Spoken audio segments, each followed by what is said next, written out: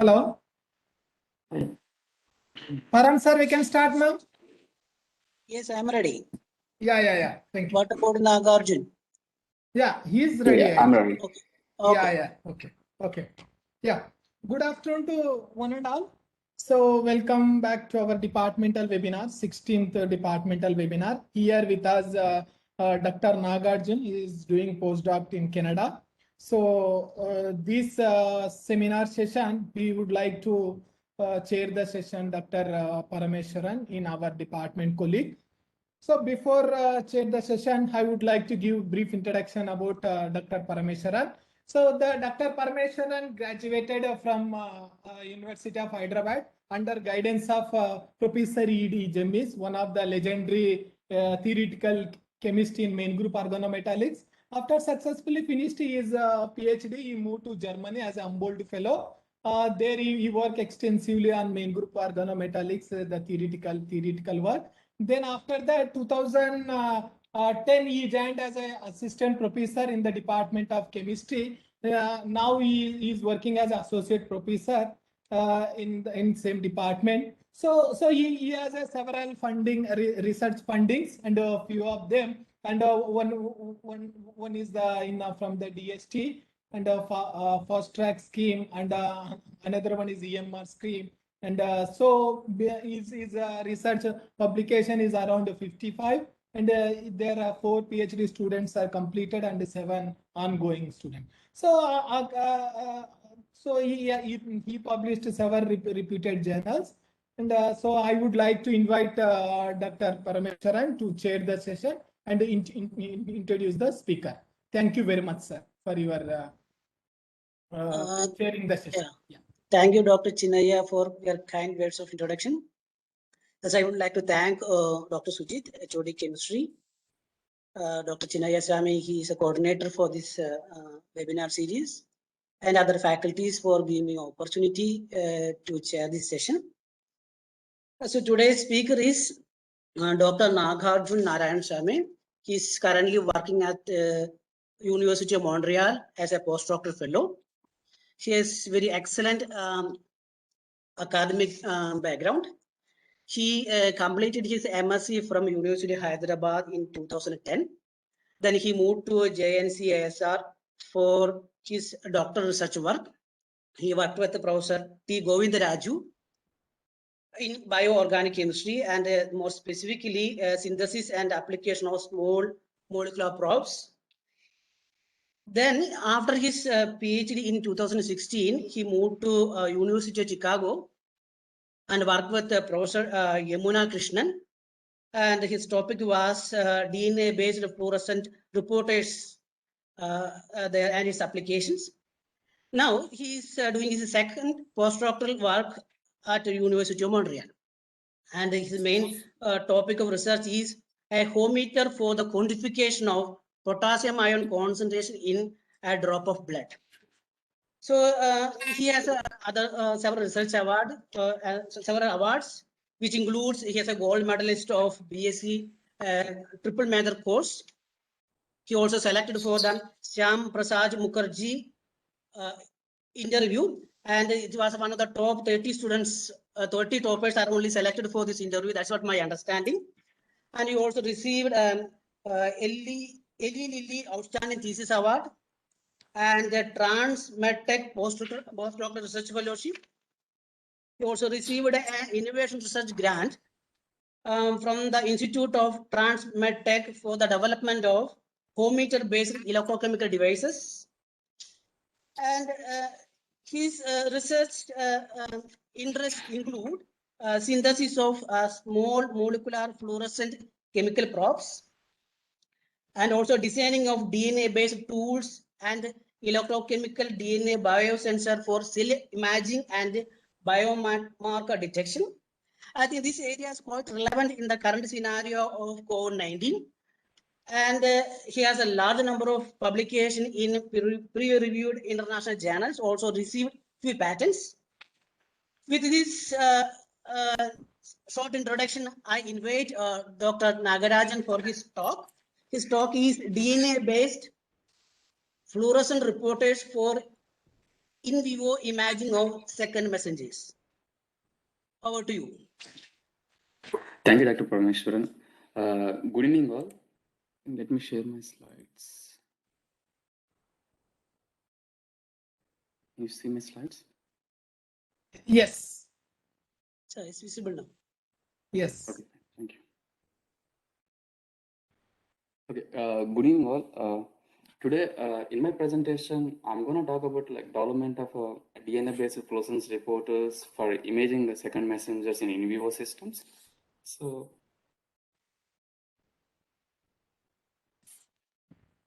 from the last 10 years of my research career, I have been involving designing a small molecule fluorescence probes and the DNA tools for in vivo imaging and diagnostic tools. So during my PhD at JNCSR with Professor T. Govindaraju, I have designed several red and NIR-based fluorescence probes for imaging nucleic acids and beta amyloid fibrils and reactive oxygen species in cells. So among them, like I call it one molecule called QCYDT. It's a cyanine-based NIR probe. So this probe selectively recognizes the AT-rich DNA in a sequence selective manner. So if the sequence has 3 consecutive A's and 3 consecutive T's, you show the maximum fluorescence only in that sequence. Now, compared to like if you change any base like A to G or C, it is not that much fluorescence. You can see here like we just varied sequences from base pair like a thymine, guanine, and cytosine. Among all these 4 base pairs, if you have 3 consecutive A's and 3 consecutive T's, it's highly fluorescent. And further, we use this probe to detect the malaria parasites in a red blood cells.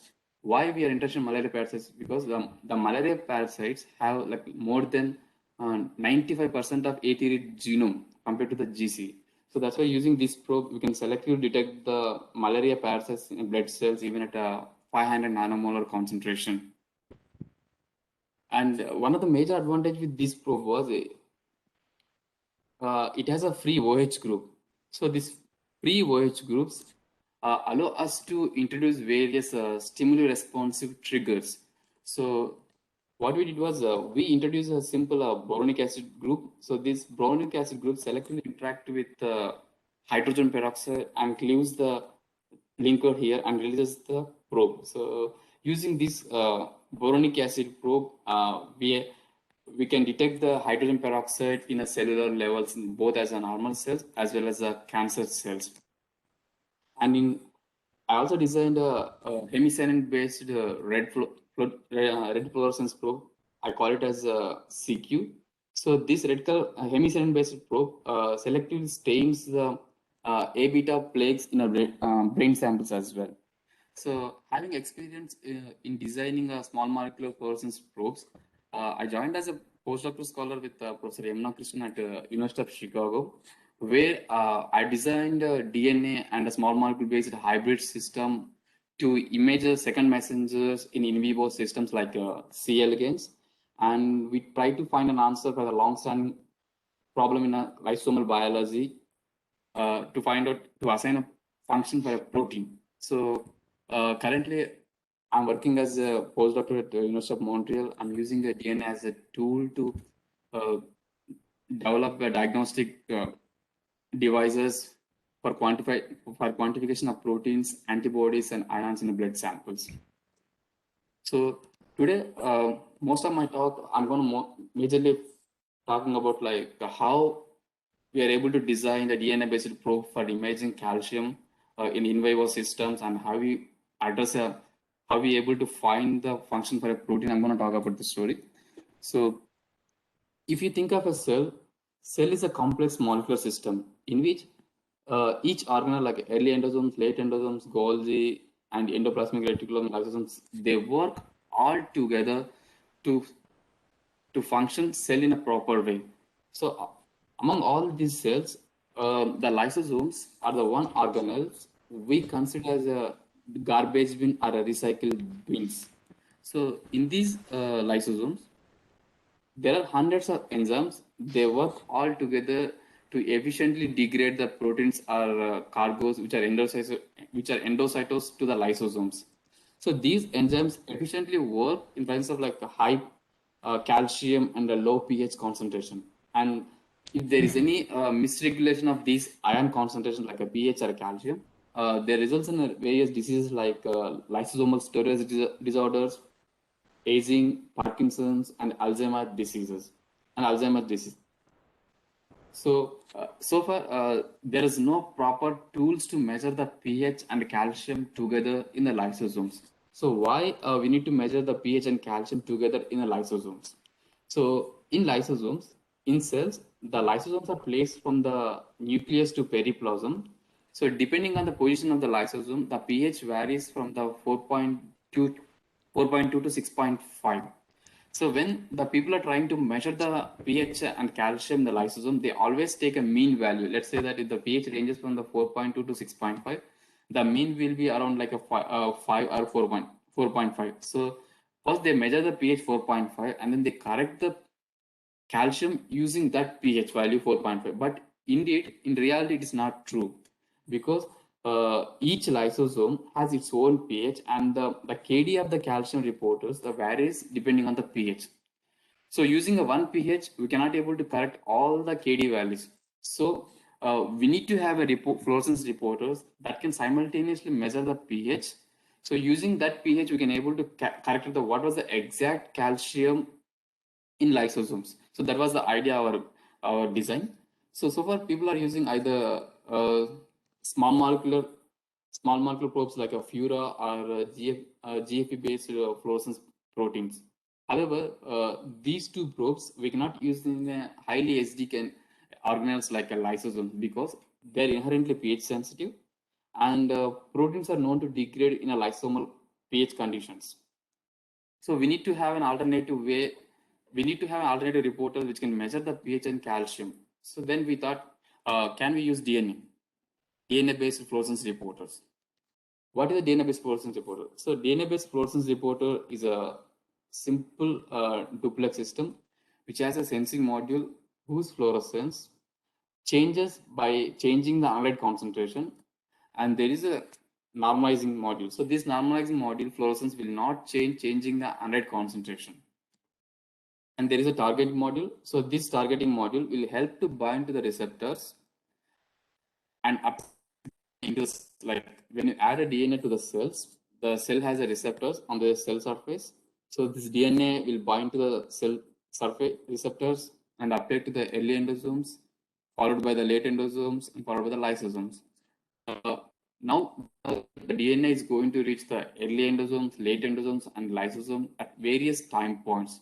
So if we know the time points, using a DNA-based reporters, we can simultaneously measure the pH and calcium in these organelles in single endosome resolution. So coming to my design strategy, so my design, we call it as a CaliFluor. So CaliFluor is a simple duplex which has a Alexa 488 die and Alexa 647 die, which is a normalizing die, and a calcium binding probe that is a rod 5F. So in this duplex strand, we can see there's a blue color strand. So this blue color strand is a it has a cytosine rich sequences. So when we decrease the pH from 7.2 to 4.6, so this blue color strand will fold into a specific conformation called I motif. And that results in a decrease in the distance between the donor, that is Alexa 488, and acceptor, that's Alexa 647. By simply plotting like the ratio between the donor by acceptor as a function of pH, we can get a pH readout. When we add a calcium to the rod 5F, the calcium is going to bind to the BAPTA core. So when it binds to the BAPTA core, it blocks the photon-induced electron transfer from the nitrogen to the rhodamine core and increases the fluorescence. Like when you increase the calcium, it increases the rhodamine fluorescence. Like by simply taking the ratio between the orange and the red as a function of calcium, we can able to get a calcium readout in any organelle which we are interested. So using this CaliFluor, we can simultaneously measure the pH and calcium. The ratio between the donor acceptor gives us the pH readout, and the ratio between the orange and the red gives us a calcium readout. So when we want to make this CaliFluor, that time there was no report on the synthesis of this azide containing baptacor, azide containing rhodamine fluorophores. Then I came up with a simple strategy to make these azide based calcium probe. Like what I did was first I made a baptacor in a 5 steps in a good yields, and then in other way I made a aminophenol containing azide linker. At the end, what I did was I just did a simple condensation between the baptacor and an aminophenol azide linker to get a azide containing calcium binding probes. So one of the major advantage with these synthetic probe was we can tune the binding constant of these rhodamine fluorophores by simply introducing the electron donating and electron withdrawing groups. Like we can tune the binding constant from 500 nanomolar to 350 micromole just by introducing electron donating and electron withdrawing group at the para position here. So once I synthesize this rhodamine fluorophore, I just conjugated to the DNA, which consists of a DBCO. Once we have this califluor, now I'm going to talk about like how we can able to measure the pH and calcium simultaneously. So when we decrease the pH from 7.6 to 4.0, we can see there is a decrease in Alexa 488 signal and increase in Alexa 647 fluorescence. By plotting the donor, that is Alexa 488, and acceptor is Alexa 647 as a function of pH, we can get what is the dynamic range we could able to measure using this califluor. So the dynamic range of this califluor was around 4 to 6. So in order to show that this pH dynamic range is independent of the calcium concentration, what I did was indeed I generated a pH calibration curve varying the calcium concentration from 20 nanomolar to 10 millimolar to show that at any given concentration of calcium, the pH dynamic, the califluor retains its pH dynamic range. And similarly, when we increase the calcium concentration from 0 millimolar to 1 millimolar concentration, we can see there is an increase in the rhodamine fluorescence. So by plotting the orange by red as a function of calcium, we can get what is the binding constant for this calcium probe at pH 7.2. And indeed, we generated all these calibration curves at different pHs varying from 7.2 to 4.5. And finally, what we did was we combined all this pH data as a function of calcium to generate a 3D surface plot. So with this 3D surface plot, if you know what is the pH in any organelle, if you know the pH and OBR ratios, we can quantitatively measure what is the exact calcium concentration in that compartment of organelles. So having califluor in our hand, and then once we did the in vitro characterization of this califluor, I would like to use these califluor systems in vivo model systems. Like for my studies, I used C. elegans as my model system. Why C. elegans?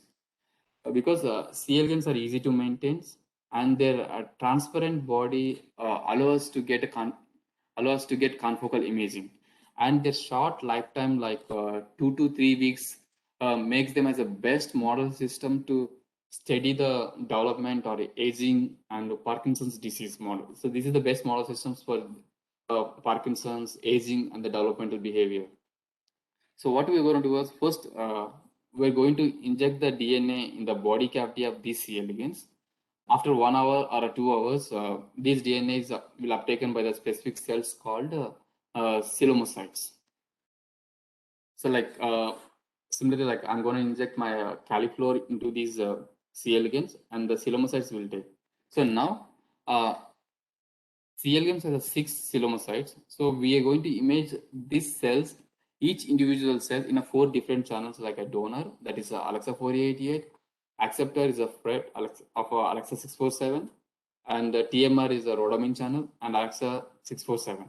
So by taking the ratio between the donor acceptor, by simply taking this ratio between the donor acceptor, we can get a D/A ratios. By taking the ratio between the orange and the red, we can get a OBR ratios.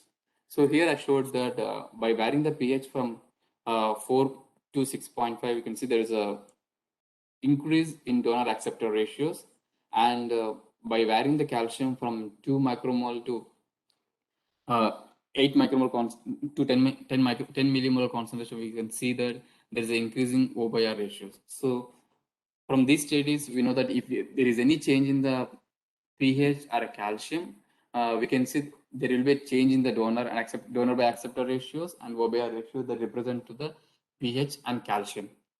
So, like when we inject the DNA, why the coelomocytes will uptake the DNA? So here I'm just showing that why do they uptake the DNA? So these coelomocyte cells have a specific receptor called anion ligand binding receptors. So when we inject our DNA, so the DNA is going to bind to these receptors and they uptake to the early endosomes, late endosomes, and lysosomes. So first thing, like if we want to measure the pH and calcium in these organelles, we need to know what are the time points the DNA reaches the early endosomes, late endosomes, and the lysosomes. For that, we did a colocalization study. What is this? We did a colocalization study. So in this colocalization study, we took a C. elegans worms. They have a markers for early endosomes, that is a RAP5 GFP, and marker for late endosomes is a RAP7 GFP, and marker for lysosomes is a LAMP1 GFP. And now, then we injected the DNA with red fluorescence, and then we tried to find out the percentage of colocalization between the red and green. So then we found out that at 5 minutes, 5 minutes, 17 minutes, and 60 minutes, we got a maximum percentage of colocalization with the early endosomes, late endosomes, and the lysosomes. So now we know that at 5 minutes time point, DNA reaches the early endosome, 17 minutes it reaches the late endosomes, and 60 minutes it reaches the lysosomes. So by knowing the time points of these organelle labeling, we can able to quantify the pH and the calcium simultaneously in these organelles. And finally, we got donor by acceptors and O by R ratios in early endosomes, lysosomes, and late endosomes. And we found that the pH in early endosomes is around 6.4, in the late endosomes is around 6, and lysosomes is around 5.3. And the calcium values around like 300 nanomolar in early endosomes and late endosomes, and 11 micromole in lysosomes.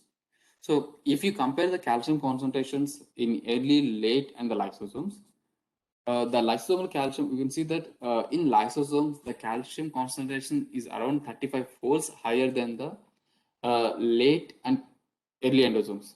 So this clearly tells that the lysosomal calcium concentration is tightly regulated by the various ion channels present on the various transporters which present on the lysosomes. And now, like, so once we know that the calcium concentration is much higher in the lysosomes compared to the late endosomes and the earlysomes, so we are interested to study like what are the ion channels or transporters which transports the calcium in the lysosomes. So in lysosomes, so there's a channel called VATPase, which transports the pH from cytoplasm to into the lysosomes. And there is various calcium release channels are known like P2X4, 2PC2, TRPML, TRPM2, and the voltage gated channels. All these channels, they're known to release the calcium from lysosome to cytoplasm. But we don't know what are the proteins which transports the calcium from cytoplasm to into the lumen of the lysosomes. There is a one protein called CAX. So CAX is an antiporter which transports the calcium into the lumen of the lysosome and transport the proton outside the lysosomes. But these CAX genes are not present in a mammalian systems. Then we thought, is there any transporters? So if you compare the calcium concentrations in cytoplasm and in the lumen of the lysosome, the cytoplasm calcium concentration is around 100 nanomolar, and lumen of the lysosome is around 11 micromolar. That is almost like 100 folds higher concentration. So calcium cannot simply diffuse from the cytoplasm to into the lumen of the lysosome. So there should be a ATP dependent calcium ATP dependent transporters.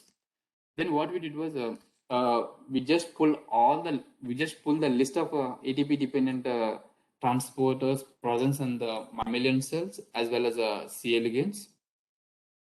We found that there is a one protein called ATP13A2. It has a ATP binding domain with ion transporting properties. But at that time, people are not look at the ATP13A2 transports the calcium or not. Then we thought using our system, we can able to measure the pH and calcium by sitting inside the lysosome. So that we can easily measure the we can easily study whether this protein transport the calcium or not. So for that, we designed two different assays called size assay as well as survival assay. What is the size assay? So normally, the normal coelomocytes have a various size of lysosomes. So there will be a calcium importers and the calcium releases. They work together to balance, to maintain the normal level of calcium in lysosomes. So what will happen, like suppose if we delete the protein which releases the calcium from lysosome to cytoplasm, then there should be increase in the calcium concentration. So we can see the high concentration in the lysosomes if we delete the calcium release channel. So in this background, if we delete the protein which transports the calcium, then we should restore the calcium level. So that was our idea. Like suppose what will happen if we delete both the CUF5, that is a calcium release channel, CATP6 is a ATP13A2, then we should restore the calcium values. Coming to survival assay, like because there will be, in normal wild type worms, the calcium release channels and uptake channels, they work together to maintain the normal level of calcium, then the worm will be survive. When we delete the calcium release channel, then that because of the elevated level of calcium channels, the worm will die. And the elevated level of calcium is lethal for the worms. So in this background, if we delete the ATP13A2, if it is acts as a, if ATP13A2 acts as a calcium importer, then the worm should be survived because of the restored level of calcium levels. So that was our idea. So here I just showed that the first one is the survival assay. So here in this survival assay, what we did was we took a worms. They don't have the calcium release channels.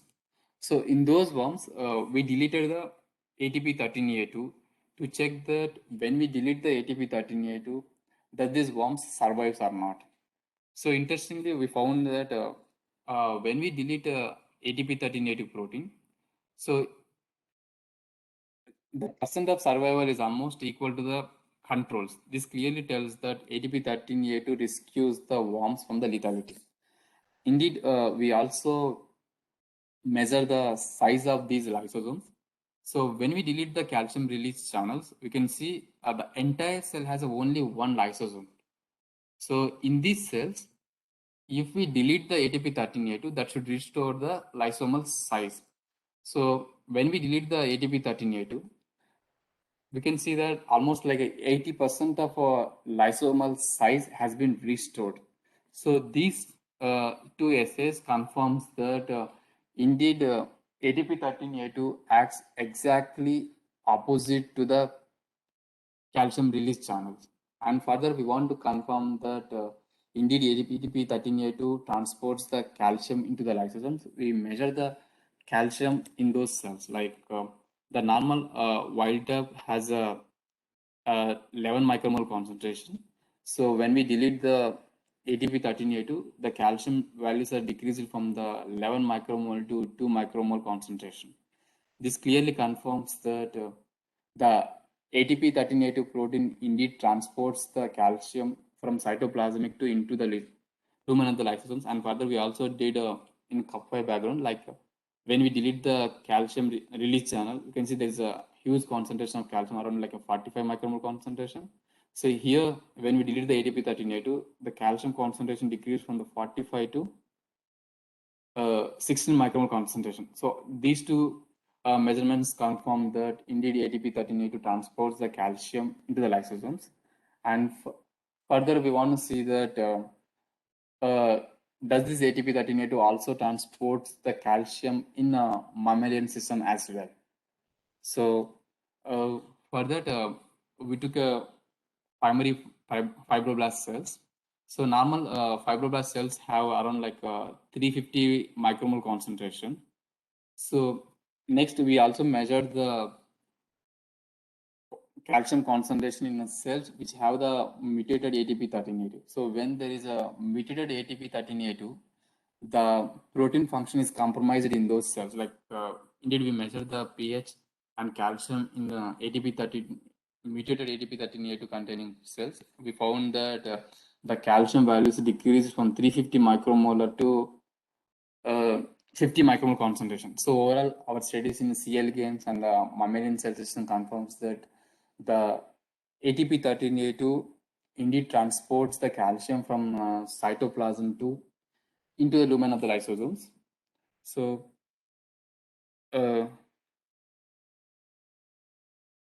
in conclusion, like we designed the DNA-based fluorescence reporters which can simultaneously measure the pH and calcium.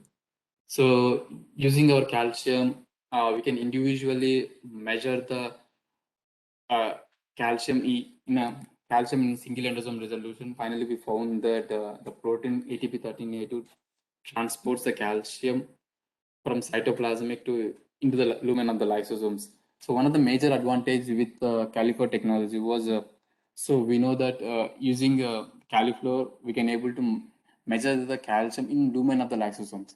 So so using this one, like we can able to study is there any other calcium importers present on the SD organelles as well.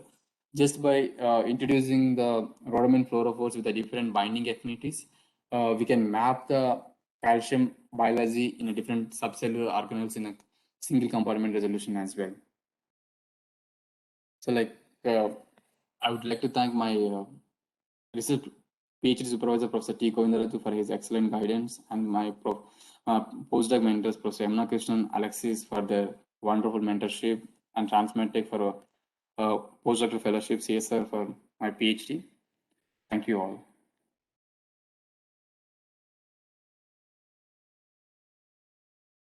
Hello. Yes, I can hear. Yeah, now this webinar is open for discussion, questions and comments.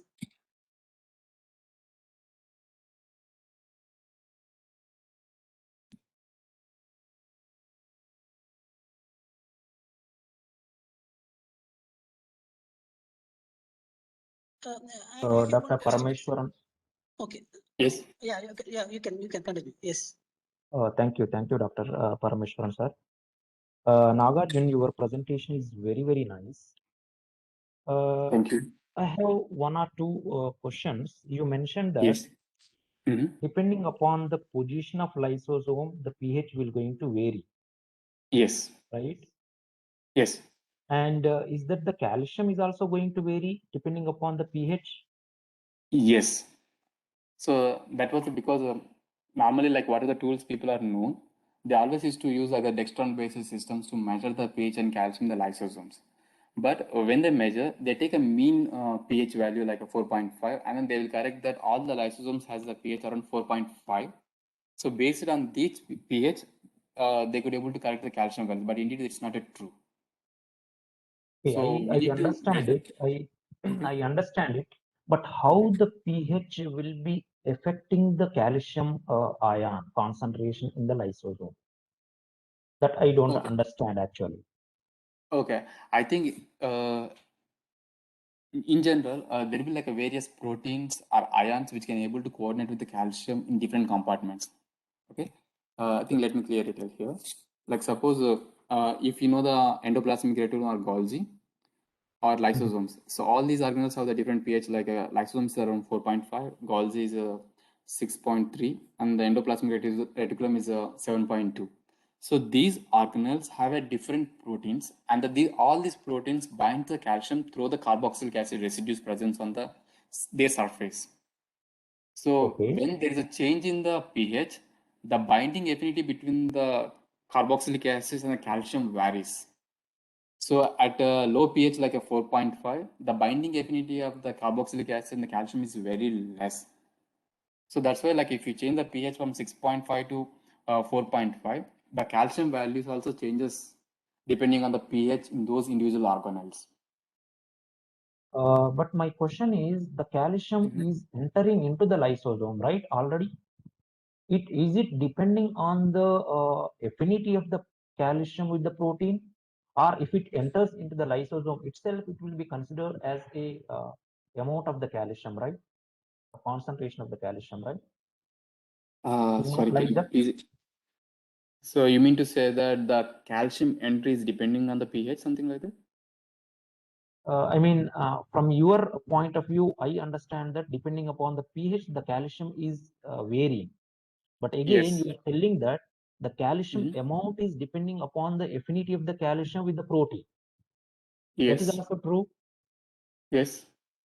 Is that if there is no affinity in the with the protein, the calcium will not going to enter into the lysosomes? No, that's not true. Because depending on the pH values in the lysosome, the protein will decide how much calcium should pump into the free. I mean, I'm talking about the free calcium. That will decide depending on the pH how much calcium I need to pump into the lysosomes. I understand. I understand. Thank you very much, Nagarjun. And my next question is, when we do this is, I mean, so when you studied the in vivo studies, how you Yes. maintain the pH? Because we don't know, right? No, no. I think in my slide I showed that all the pH measurements we did, they're in wild type. Okay. So we measured indeed the pH in the early endosomes, late endosomes, lysosomes. What we did was we inject the C. elegans with the DNA and wait for 1 hour.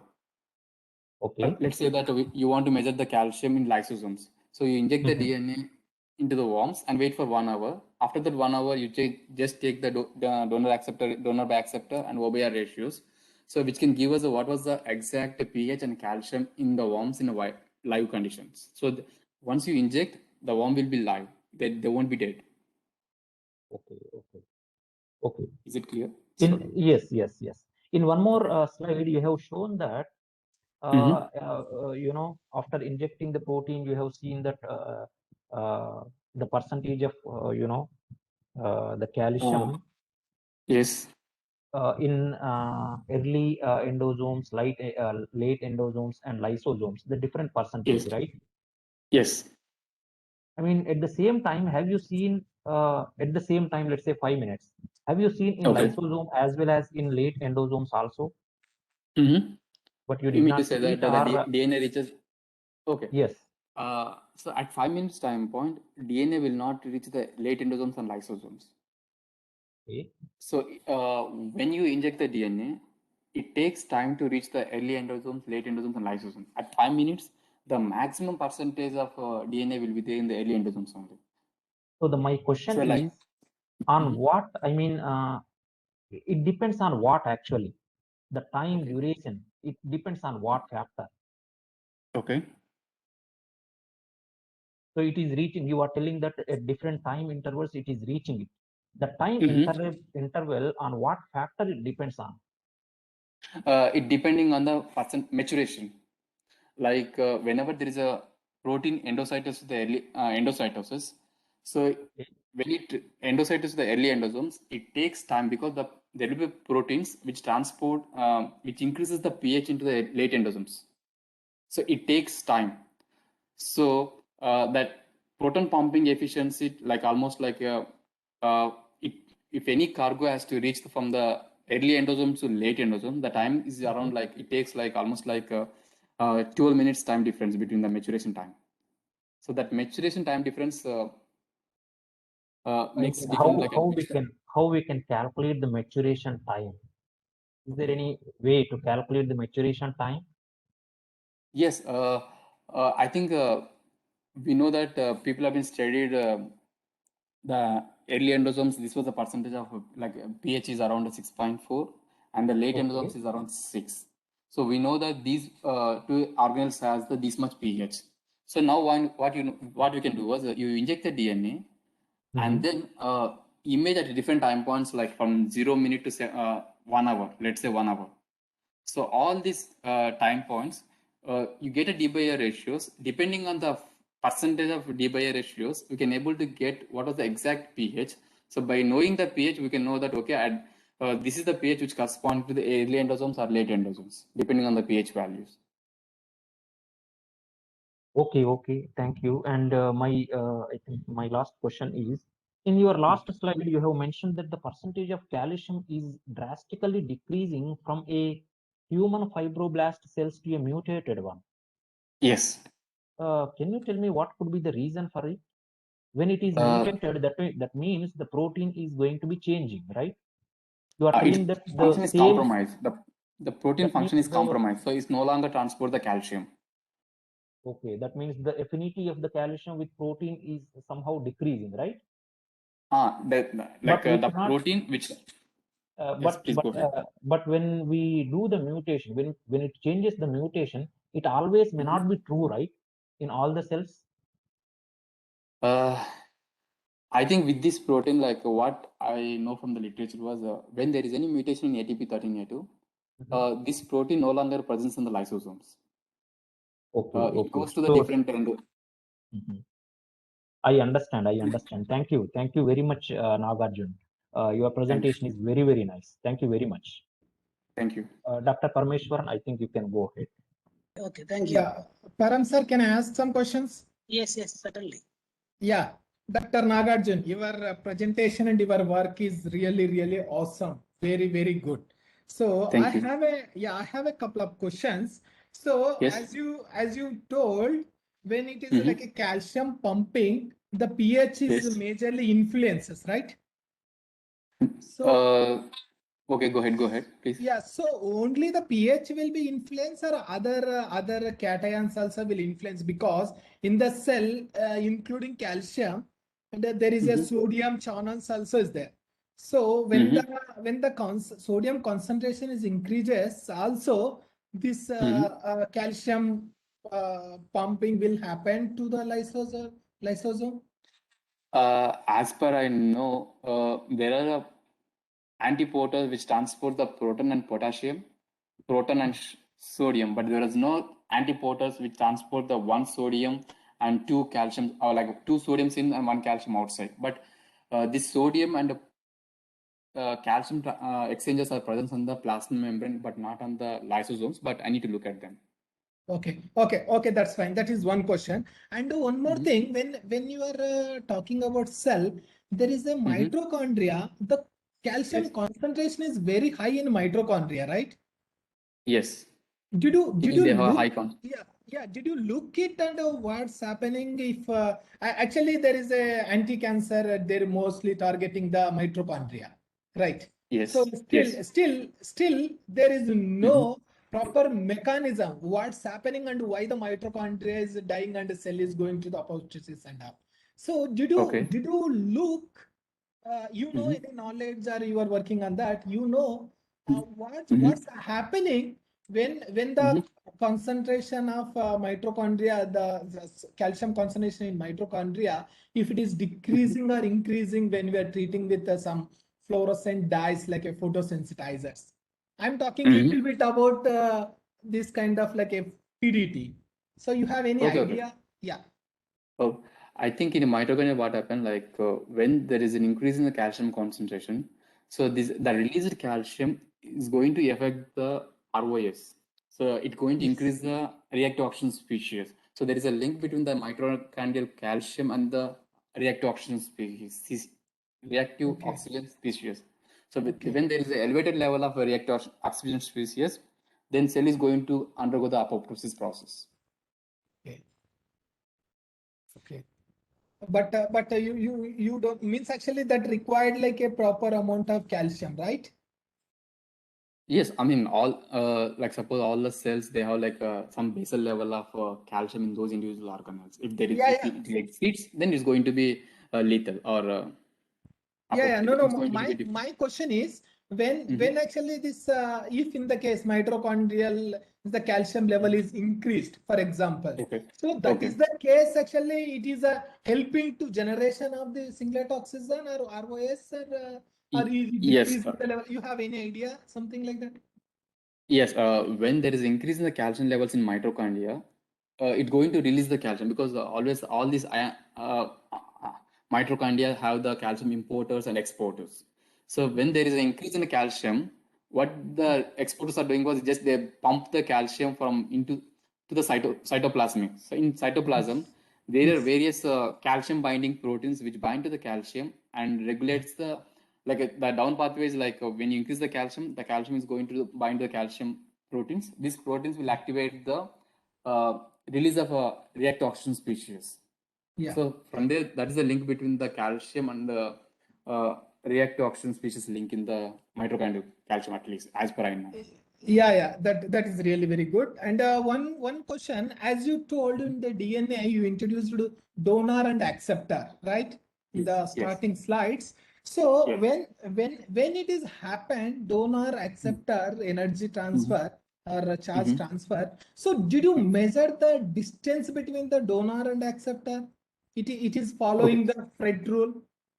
I think if the distance between the donor acceptor is less than 10 nanometers, then the percentage of Fred will be the very high as per Yes. if you compare the equation. So Yes, here yes.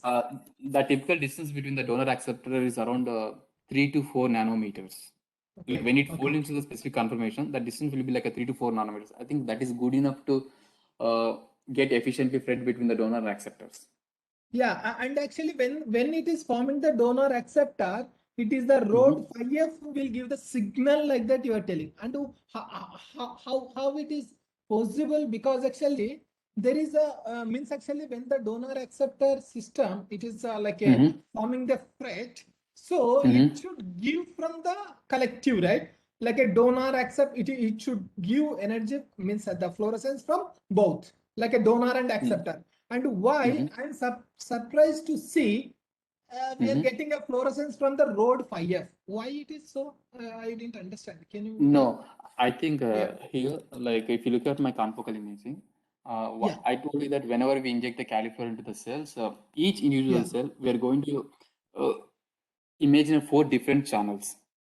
The first one is the donor. The Yeah. donor is like a direct excitation of Yeah. Alexa 488, and the acceptor is like this channel. We are exciting the cells in Alexa 488 channel and collecting the emission in Alexa 647 channel. Okay. The Fred is like you are exciting both the donor and acceptor with the Yes. same one wavelength, that is Alexa around 488. But you are collecting the emission in 2 different channels, like one is 550 and another one is 665. Okay. Yeah. And Yeah. the rhodamine is like you are exciting the rhodamine with 550 nanometers excitation, not with the 488. So we are not exciting all the channels with the same wavelength. We are exciting each individual Okay. channel with a different excitation wavelengths. Okay. Fine. And one slide you showed when the pH concentration is increases or maybe decreases and calcium pumping is less. Can you go that slide? Maybe slide number 12 or 13, I don't know. It Here? is no, go back. Slide number 13. Yes. 13. It's 13 only. Slide number 13. Here? No. Yeah, this one. Yeah. See Okay. here, when the pH, the cellular like a lysosome pH is around 5.3, but the calcium level is very high, right? Yes.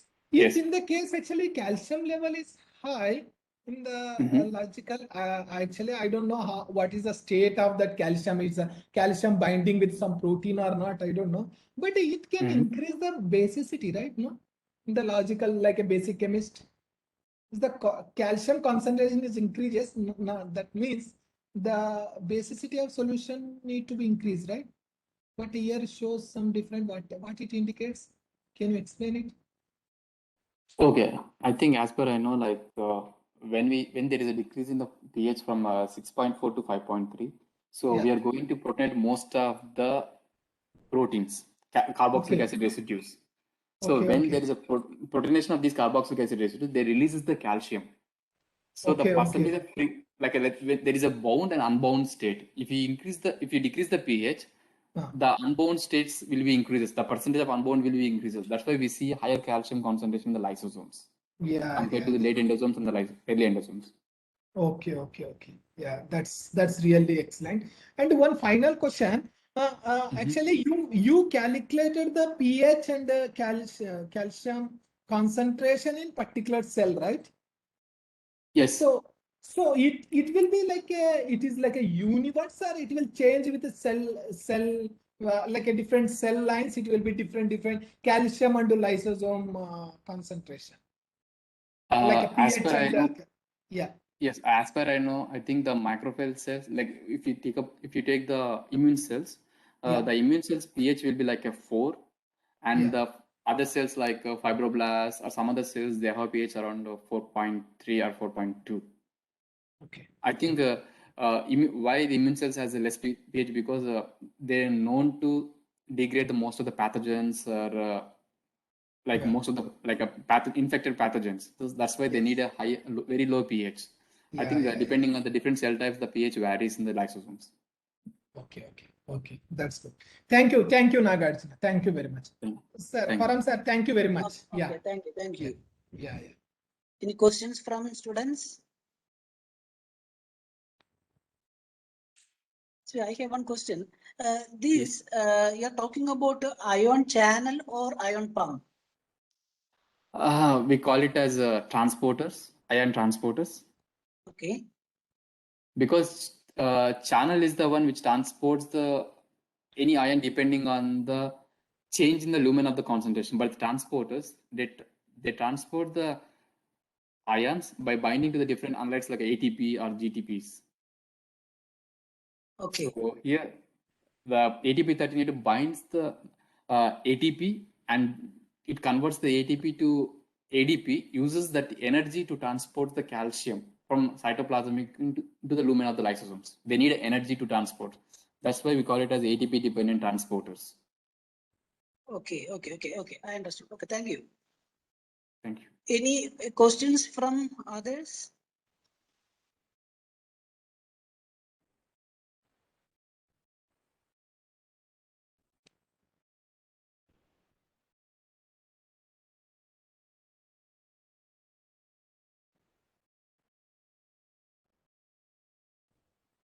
Students?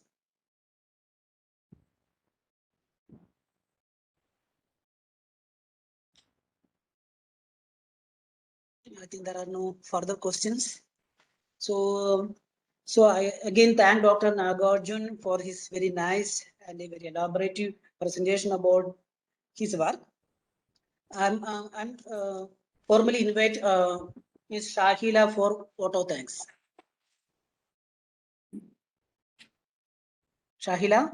Yeah, hello. Yeah. Yes. Good afternoon, all. Myself, Shahila. I'm a graduate student working with Dr. Parameshwaran. So, first of all, on behalf of the Department of Chemistry, I thank Dr. Nagarjuna for delivering this very informative talk. It was a wonderful lecture. And I would like to also thank Dr. Parameshwaran for chairing the session. And big thank you to Dr. Swami and Dr. Sujit, our HOD, for organizing this webinar series. I would also like to thank all of you for attending this session and participating in the discussion. Thank you. Okay, thank you. With this, Yeah. this session is closed. Yeah. Thank you. Yeah. Thank you very much, Nagarjuna. Thank you very much. Thanks to all. Thank you all. Yeah. Thank you all. Yeah. Thank you. Bye. Thank you. Yeah. We are going closing the session.